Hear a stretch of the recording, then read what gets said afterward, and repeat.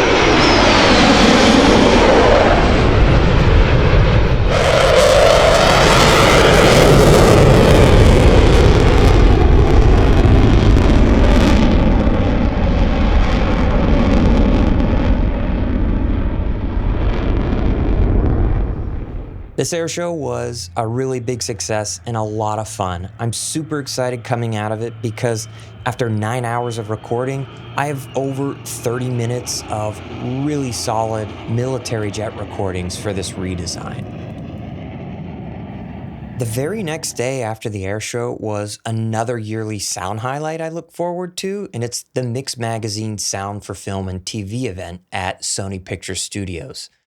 While the Saturday air show was still going on, I was attending a full day of panels, premieres, and tech demos from the biggest Hollywood names and projects hosted throughout the incredible state-of-the-art Sony sound stages and theaters. As fate would have it, the main stage was featuring none other than James Mather, the Oscar-winning supervising sound editor for Top Gun Maverick. So I, still very sunburned from recording jets the day before, was super enthusiastic to soak up any and all knowledge James Mather had to share about Top Gun. Yeah, so this is Maverick coming in to show them how it's done. Awesome. Okay, let's step aside.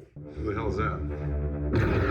And even more unbelievably, James brought in the actual Pro Tools session of the test flight sequence. He played it in full Dolby Atmos and shared his insights on the scene. Please introduce James Mather. Thank you. Yeah, I mean there was a lot of work Al and his team put in getting the sounds, recording things, experiencing them. Mm-hmm. You know, getting to the location and actually hearing them and feeling the air that these things kicked out, and knowing that it's not a beautiful thing, it's a powerful thing. And so you have to be careful how you use it because you can fatigue it really quickly. But if it's done in a way that keeps pushing and propelling the storyline, it works, it's seamless. And when you're with Mav in the cockpit and he's pulling the jet left and right through the canyon, it's just Mav. You know, and then you kick outside and then there's the jet, and so you get this real contrast, which I think is really brave. I think it's really, you know, a lot of people don't feel comfortable about just that, because you hear it on its own and it doesn't quite sound right, but you blend it all together, and it's sublime. Cockpit going down at speed, so I don't know, apparently it's much quieter than we would have thought. When they're just cruising, it's very quiet. It's chill. Yeah. So you do get information that helps you. Yeah. But it's like if you get too literal, and that can happen, it becomes quite flat. Yeah. You realize that actually nothing in life sounds this crazy and dynamic. You know. Yeah. So you have license to go with it. It's a roller coaster. Yeah. There's always the you've got to go out, you've got to record the things that you're seeing, you've got to get the right sounds, you've got to talk to the people that fly these things, what the character's going through. So it's very specific to that person, to that time, and it's not about having everything covered and hearing everything that's on the screen. It's about hearing what matters to them. Right. It's about the person in the box. It's about the pilot in the box. And then you're about the pilot in the box's emotion. And then it becomes about what they're thinking and who they're thinking of. And so the distraction of sound doesn't help that. The music is going to help that. So let's make way for the music. Yeah, sometimes you want it to rip your ears off, and sometimes you want to feel the emotion. And it's all about that feeling thing. It's like if it's there for the sake of it because it was there before, and it doesn't actually make you feel anything, you don't have it. It's like you want to feel the emotion that it's there to bring. After getting home from this event, freshly inspired from James, I was ready to jump into this redesign. But I discovered I actually needed to make a few video edits to the sequence. Throughout Maverick's flight, we continually cut back to the flight crew watching his progress on a map with a timer, and I cut out some of the reactions of the flight crew and a few UI map shots just to keep the scene centered on the jet. Now, Top Gun takes lots of liberties with the jet sound design, and it's a lot of fun to listen to. Like James mentions, nothing sounds this crazy in real life.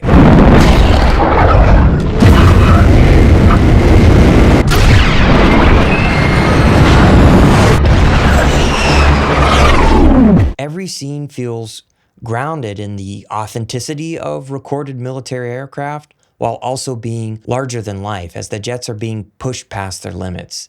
It's not trying to sound like a precise simulation or a documentary, and it's not some surreal or artistic impression of flying. The sound of Top Gun is a wonderful balance of exaggerated and immersive. It's never boring or unbelievable. It aims for fun and entertaining, just as a big budget popcorn action flick should. This is the sweet spot that I'm aiming for in my redesign. So now you're all caught up. It's been a few weekends since the air show, and I've completed my full sound pass for the redesign. I did remain faithful to the challenge, with all of the jet sounds that you're going to be hearing do come from that Friday air show that we've listened through. Don't be too literal. You have a license to have fun. Make it a roller coaster. James Mather's wisdom served as an awesome guide for this redesign. Before we play the redesign, I do want to mention that this wasn't a blitz redesign. I really took my time on this. I spent multiple weekends kind of thoughtfully designing it. It's not a sound-alike either, and it's a pretty different scene altogether when you remove the musical score. But what I am trying to match is the excitement and energy of the original. So let's go ahead and listen to the redesign.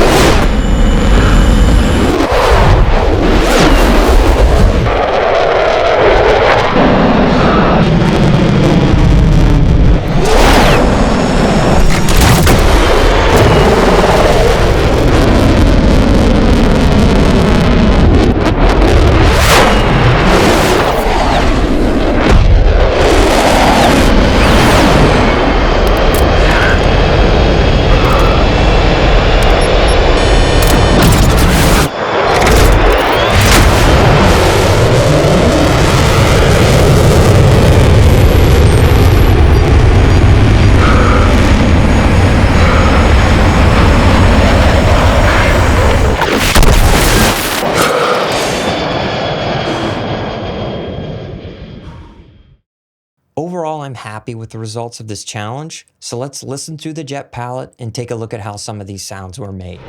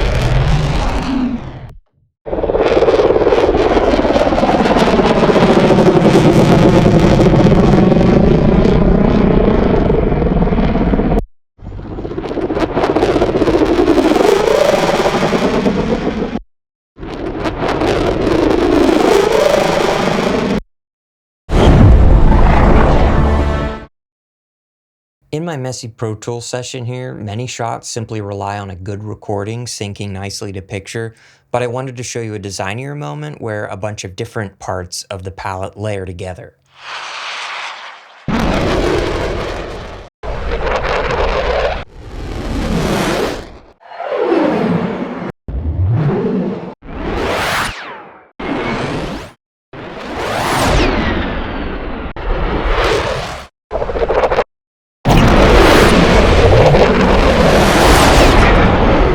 I called this the Top Gun vs Airshow challenge, and I do want to see how the redesign holds up to the original, so here's a shot-by-shot comparison.